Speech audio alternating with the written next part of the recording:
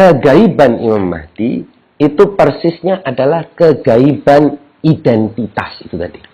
Jadi di antara para ulama mengatakan bahwa bagaimana Imam Mahdi gaib, ada beberapa pandangan, tetapi pandangan yang umum diterima di kalangan ulama adalah bahwa Imam Mahdi gaib sebagai identitas.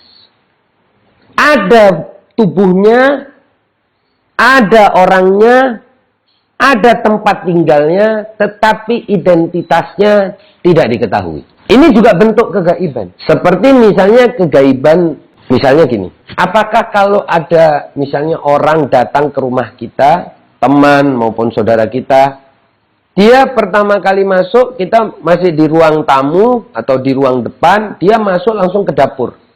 Orang ini sementara kita belum sadar tentang keberadaannya di dapur, bagi kita tetap dia gaib.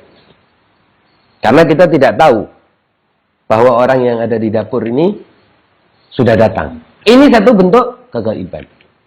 Bentuk kegaiban lain adalah apabila ada datang orang ke rumah kita, dia menutupi seluruh bajunya, seluruh wajahnya, seluruh badannya dengan kain yang membuat kita tidak bisa melihat jati diri atau raut muka dia. Dia juga menjadi gaib untuk kita sampai dia membuka tabirnya. Ini kegaiban itu maksudnya itu.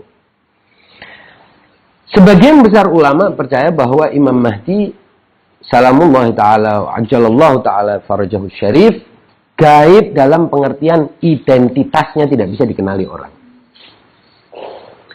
Yang menarik adalah bahwa sebetulnya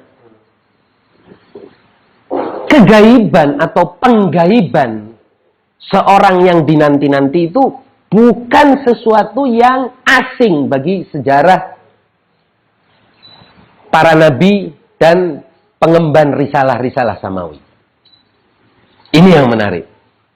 Makanya di sini kita menggugat mereka yang mengolok-olok konsep kegaiban Imam Mahdi. Berarti mereka nggak pernah baca Quran dan bukan penganut ajaran Al-Quran. Karena jelas Allah Subhanahu wa Ta'ala telah berulang-ulang menceritakan kegaiban mereka yang dinanti-nanti oleh umatnya.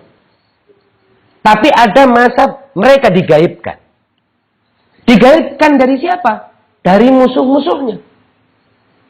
Contoh yang paling sering kita lihat, yang kita sering dengar, dan yang paling banyak ceritanya di dalam Al-Quran adalah gaibnya Nabi Musa pada saat lahir ke dunia. Kita tahu dalam cerita Al-Quran, pada saat Nabi Musa mau lahir, Fir'aun mendapatkan informasi lah katakan dari para tukang sihir atau ahli nujumnya atau siapapun, bahwa nanti akan lahir pada era ini seorang putra dari kalangan Yahudi yang akan membebaskan mereka dari penindasan dan akan menjatuhkanmu dan mengalahkanmu. Kemudian apa yang dilakukan oleh Fir'aun? Fir'aun kemudian mengumpulkan seluruh pasukannya, meminta seluruh pasukannya untuk membunuh semua anak laki-laki yang lahir. Ini cerita umum. Lalu apa yang terjadi?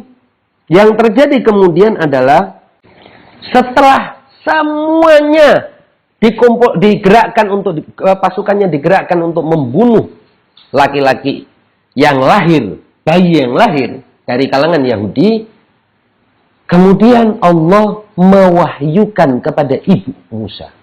Wa auhayna ila ummi Musa an ardi'ihi fa idza khifti fa'alqihi fil yam. Allah mewahyukan kepada ibu Musa untuk menyusui putranya yang bayi ini tadi, dan kalau dia takut, lihat konteksnya. Kenapa kegaiban terjadi? Kenapa bayi kecil Musa ini tadi digaibkan oleh Allah? Karena ibunya takut. Karena ada suasana teror. Karena ada penguasa yang siap melakukan apapun termasuk membunuh bahkan bayi-bayi ini tadi. Ketika itu fa idza khifti, kalau engkau takut wahai ibu Musa, fa'alqihi fil yam. Lemparkan dia ke sungai. Ini adalah proses penghilangan jejak dan identitas. Kalau orang sudah tidak memiliki identitas, kehilangan identitas, kehilangan jejaknya, berarti dia telah gaib. Gaib bagi siapa? Bagi siapapun yang mencarinya.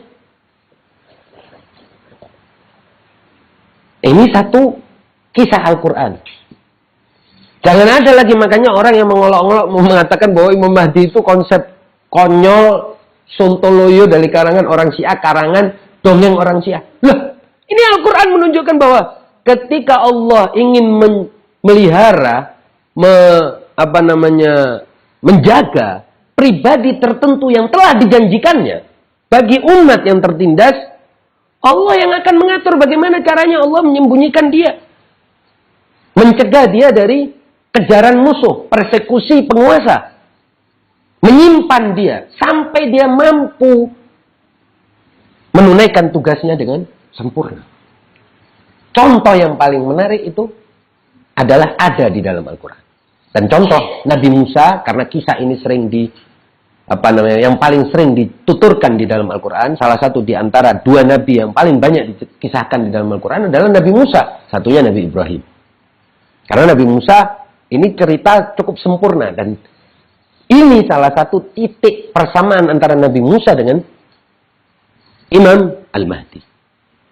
Sama-sama lahir, disenyapkan dan disembunyikan. Nanti kita insya Allah pada saatnya kita bicara tentang Imam Mahdi. Bagaimana proses kelahiran Imam Mahdi? Bagaimana orang-orang tua Imam Mahdi, ayahnya, ibunya, kakeknya bahkan memulai proses penyembunyian Al-Mahdi ini tadi.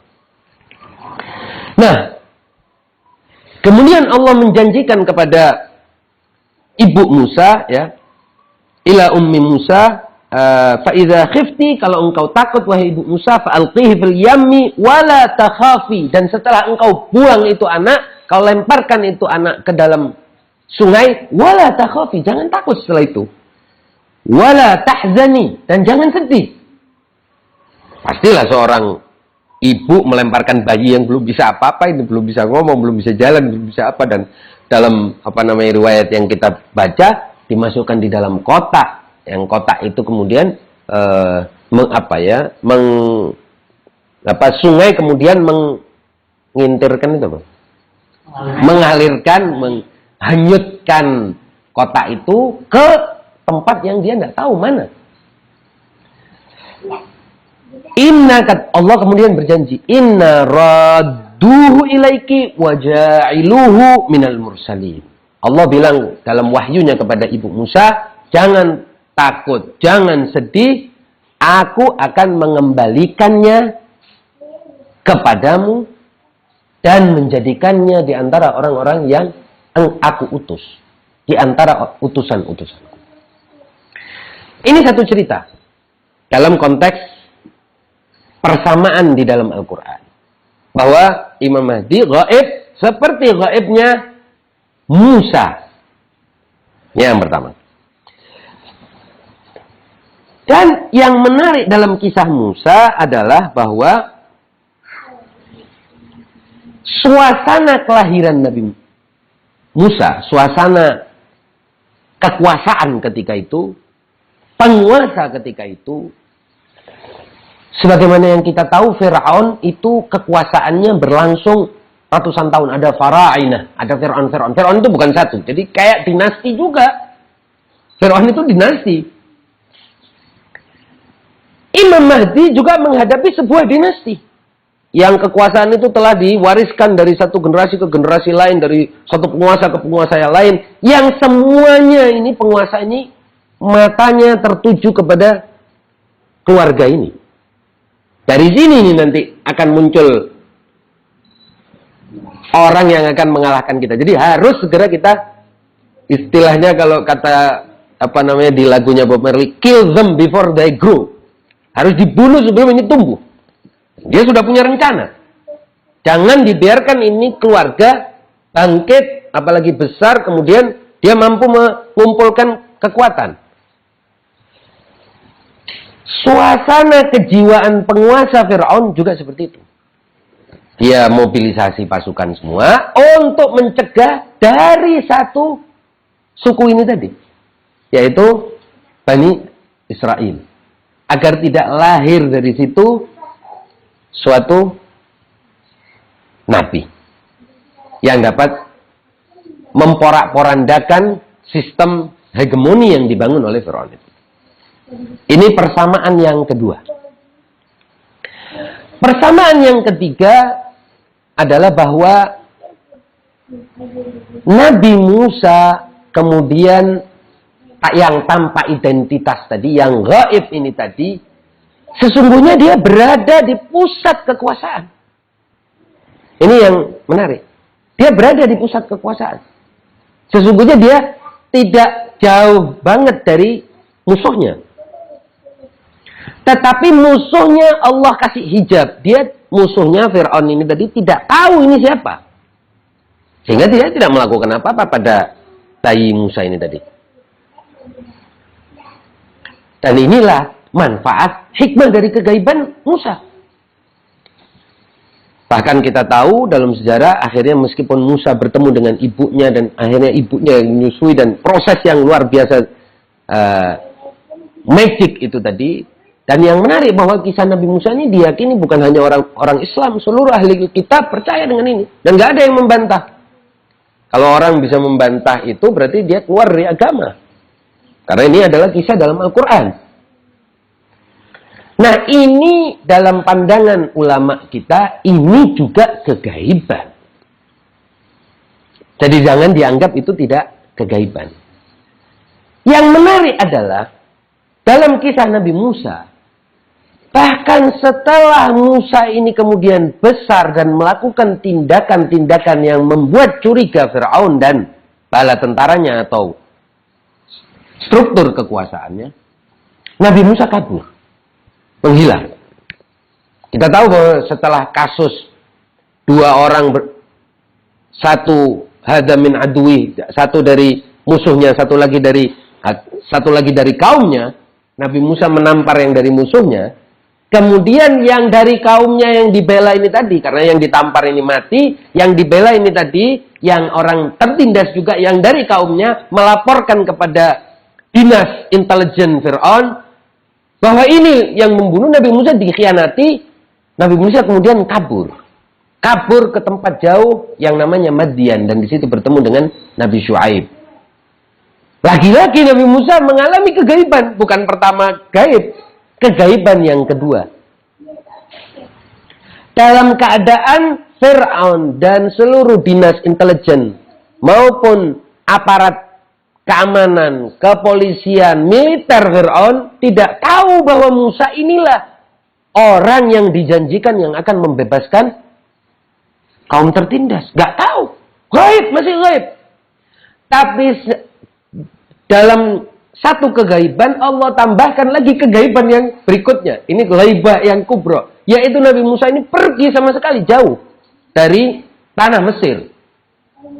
Dan kita tahu bahwa setelah beliau pergi jauh ke tanah Mesir, mengalami berbagai peristiwa yang panjang ceritanya di dalam Al-Quran. Yang inti dari peristiwa itu adalah Allah mengamankan lebih jauh lagi Musa dari kejaran Fir'aun, dari pantauan Fir'aun. Jadi mengalami kegaiban berikutnya.